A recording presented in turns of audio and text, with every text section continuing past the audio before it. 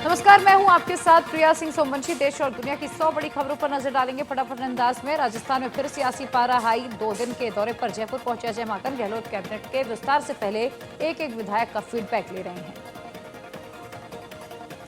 बसवराज बोम्मई ने कर्नाटक के सीएम के रूप में शपथ ली है। गवर्नर थावरचंद गहलोत ने सीएम पद की शपथ दिलाई। पूर्व सीएम येदियुरप्पा ने भी शपथ ग्रहण समारोह में शामिल होकर अपनी मौजूदगी दर्ज कराई। सीएम पद संभालने से पहले बसवराज बोम्मई आशीर्वाद लेने येदियुरप्पा के घर पहुंचे।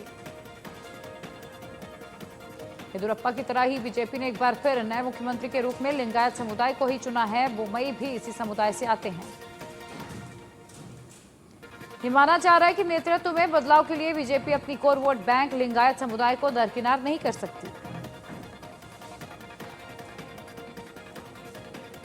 पश्चिम बंगाल की मुख्यमंत्री ममता बनर्जी आज समाजवादी पार्टी के मुखिया अखिलेश यादव और दिल्ली के मुख्यमंत्री अरविंद केजरीवाल से मिलने जा सकती हैं। आज ही टीएमसी सांसदों से मुलाकात करेंगी।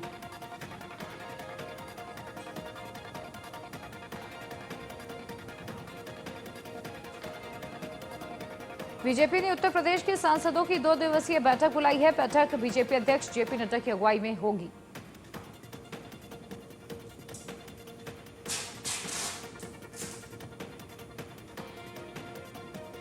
बसवराज बोम्मई कर्नाटक के नए सीएम बने। सीएम पद का शपथ ग्रहण से पहले बसवराज ने मारुत मंदिर में पूजा अर्चना की।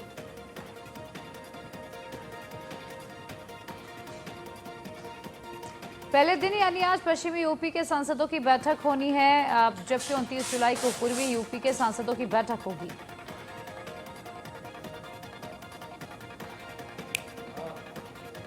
संसद की कार्रवाई के बाद शाम 7 बजे बैठक होगी। बैठक में यूपी से सीएम योगी आदित्यनाथ भी शामिल हो सकते हैं।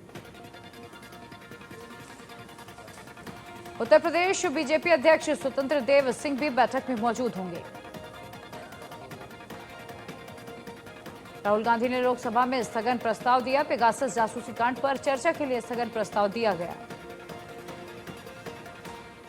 गृह मंत्रालय ने 1984 बैच के आईपीएस अफसर राकेश अस्थाना को दिल्ली का नया पुलिस कमिश्नर बनाया है। अगले 1 साल तक दिल्ली पुलिस के वो कमिश्नर बने रहेंगे। फोनोग्राफी मामले में सोर्सेज से खबर आई है, Arvind Shrivastava OTT channel launch करना चाहता था। इसके लिए अरविंद 2 व्यापारियों का पैसा भी पॉर्न फिल्मों में लगवाने वाला था। फोनोग्राफी केस में फंसे राज कुंद्रा को कोर्ट ने 14 दिन की न्यायिक हिरासत में भेज दिया। पुलिस ने फोटोग्राफी केस में चार्जशीट फाइल की है। उसमें कुंद्रा के इसी पॉर्न कारोबार का काला चिट्ठा है, जिसमें अगले 3 सालों तक कमाई का ब्यौरा था। राज कुंद्रा के साथ शर्लिन चोपड़ा का चैट सामने आया। चैट में पॉर्न वीडियो के बारे में बातचीत की गई है। सोर्सेज के हवाले से खबर है, पोर्नोग्राफी के केस में शर्लिन भी शामिल है। शर्लिन अश्लील वीडियो की कंपनी की मालकिन है। शर्लिन को हर प्रोजेक्ट के लिए 20 से 30 लाख रुपए मिलते थे। नोएडा में बनने वाले जेवर इंटरनेशनल एयरपोर्ट का भूमि पूजन होगा। 22 से 25 अगस्त के बीच भूमि पूजन किया जाएगा। पीएम और सीएम योगी एयरपोर्ट का शिलान्यास करेंगे। दिल्ली में होने वाली बीजेपी यूपी सांसदों की बैठक पर अखिलेश ने निशाना साधा। बीजेपी कितनी भी बैठक कर ले, जनता इन्हें हटाकर ही दम लेगी। यूपी के बाराबंकी में बीती रात दर्दनाक हादसा हो गया, जिसमें कई मजदूरों की मौत हो गई। बेकाबू ट्रक ने सड़क किनारे खड़ी डबल डेकर बस को टक्कर मारी। खड़ी वोल्वो बस में 100 लोग सवार थे। बस हरियाणा से बिहार जा रही थी। दर्दनाक हादसे में 20 लोगों की मौत हो गई। हादसे में बड़ी संख्या में लोग जख्मी हुए। बाराबंकी में सड़क हादसे पर पीएम मोदी ने 2 लाख के मुआवजे का ऐलान करते हुए कहा, हादसे की से दुखी हूं। सीएम योगी से भी बात हुई है। घायलों का उचित इलाज हो रहा है। जम्मू कश्मीर के किश्तवाड़ में बादल फटने के बाद लैंडस्लाइड हो गई। लैंडस्लाइड की चपेट में आकर 7 लोगों की मौत। करगिल में 2 बादल लगातार फटे। बादल फटने से मिनी हाइड्रो पावर प्रोजेक्ट तबाह हो गया। कई घरों को भी भारी नुकसान उठाना पड़ा है। हिमाचल के गुम्मा खड़ में 4 बजे बादल फटा। बादल फटने से चारों ओर भारी तबाही का मंजर दिखाई दिया। हिमाचल के दोजिंगनुल्लाह में बादल फटा। बादल फटने से 1 की मौत, 1 घायल और 9 लोग अभी भी लापता। लापता लोगों की तलाश जारी। हिमाचल के लाहौल स्पीति में भारी बारिश के बाद बाढ़ की स्थिति। बाढ़ की वजह से 10 लोग लापता हो गए। सभी लापता लोगों की तलाश जारी है। हिमाचल के लाहौल में बादल के फटने से नालों में बाढ़ आ गई। वहीं इस घटना में 2 लोग बह गए, 2 लोग अभी भी घायल हैं। राजस्थान के जयपुर में देर रात बारिश के बाद कई जगहों पर घुटने तक पानी भर गया। इस वजह से रास्ते में कई गाड़ियां खराब हो गई। राजस्थान के अलवर में भारी बारिश से एक मकान का हिस्सा टूटा। इस दौरान घर में फंसे सभी लोगों को बचाकर निकाला गया।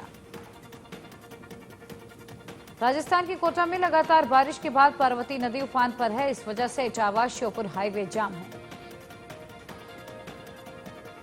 दिल्ली के कई इलाकों में भारी बारिश हो रही है। बारिश की वजह से कई जगह जलभराव की स्थिति पैदा हो गई।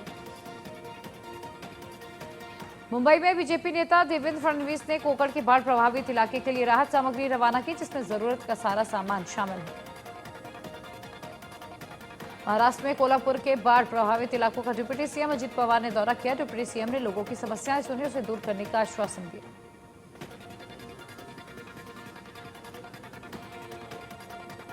मुंबई में बीती रात अंधेरी में 4 मंजिला इमारत गिरी। हादसे में घायल लोगों को अस्पताल में भर्ती कराया गया।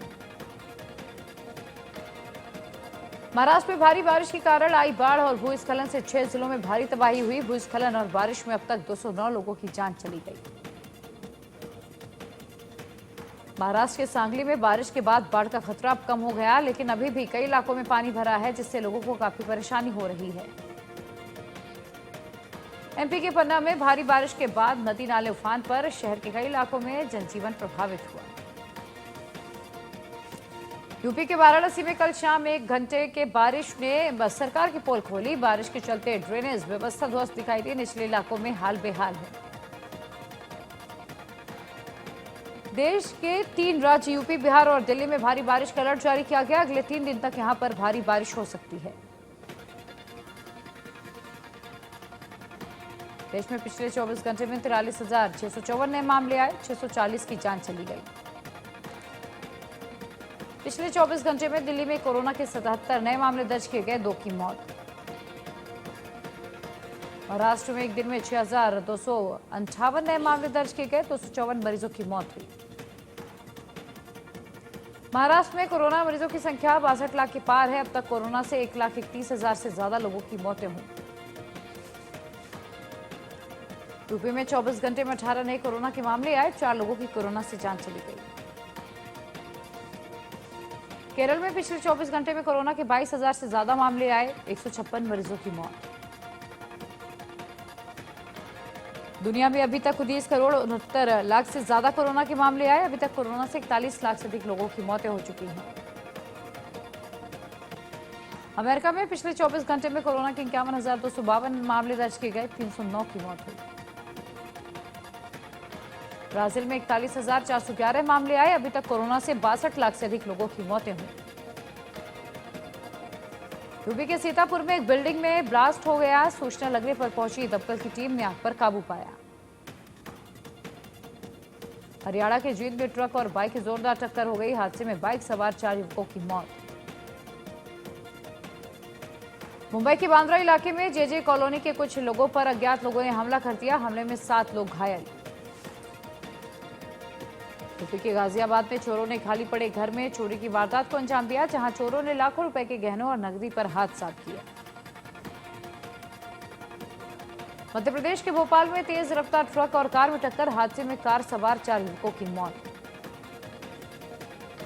राजस्थान के कोटा में 2 विदेशी युवतियों को पुलिस ने एटीएम धोखाधड़ी केस में गिरफ्तार किया। दोनों पर जयपुर के बैंक ऑफ बड़ौदा से एटीएम से 32 लाख चुराने का आरोप है। दिल्ली के कैंट रेलवे स्टेशन पर चलती ट्रेन में चढ़ने के दौरान एक शख्स गिर गया। वहां मौके पर मौजूद आरपीएफ कांस्टेबल राजीव ने गिर रहे शख्स को बचा लिया। असम के गोलाघाट में सड़क पार कर रहे हाथियों के झुंड पर लोगों ने पत्थरबाजी से हमला कर दिया, जिससे गुस्से में आए हाथी ने एक युवक को मौत के घाट उतार दिया। टोक्यो ओलंपिक में पीवी सिंधु ने हांगकांग की चियूंग को हराया। चियूंग को सिंधु ने 21-9, 21-16 से हराया। नॉकआउट स्टेज में पहुंच गई हैं सिंधु। टोक्यो ओलंपिक में एक बार फिर भारतीय महिला हॉकी टीम हार गई। ब्रिटेन ने भारत को 4-1 से परास्त कर दिया। टोक्यो ओलंपिक में मेजबान जापान 6 गोल्ड मेडल के साथ टॉप पर। अमेरिका दूसरे और चीन तीसरे पायदान पर है। कुश्ती में गोल्ड मेडल की प्रबल दावेदार विनेश फोगाट अब तक टोक्यो नहीं पहुंची। कोविड प्रोटोकॉल के तहत उन्हें एक हफ्ते पहले टोक्यो पहुंचना था।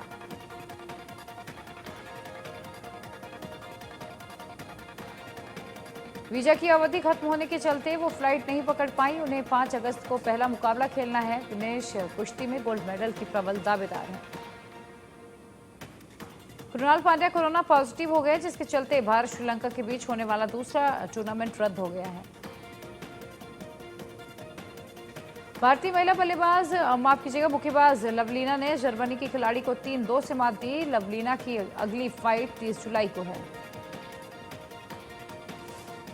वित्त वर्ष 2021-22 की जून तिमाही में डीएलएफ के सेल्स की बुकिंग 7 गुना बढ़ गई, जबकि एलएनटी के बुकिंग ऑर्डर में 13% की बढ़ोतरी दर्ज की गई। केनरा बैंक ने जून तिमाही में 3 गुना मुनाफा कमाया। इसके साथ ही बैंक ने एनपीए के मोर्चे पर भी सुधार किया। कियारा आडवाणी का सोशल मीडिया पर एक वीडियो वायरल है, जहां वो एयरपोर्ट में पहचान कंफर्म कराने के लिए मास्क हटाती हुई दिखाई दी। निया शर्मा ने अपने इंस्टाग्राम अकाउंट पर एक वीडियो शेयर किया। वीडियो में निया समंदर किनारे मस्ती करती हुई दिखाई दी।